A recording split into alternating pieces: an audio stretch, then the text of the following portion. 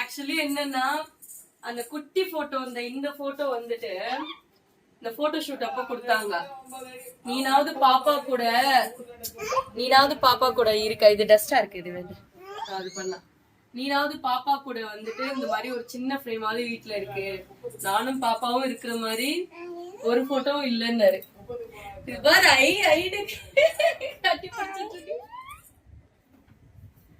உங்களுக்கு பிடிச்சிருக்கா? வேற லெவல் வேற லெவல்லா பிடிச்சிருக்காடா தங்கம்? அச்சோ அச்சோ பாப்பாமா, ஐயோ என் தங்கம்.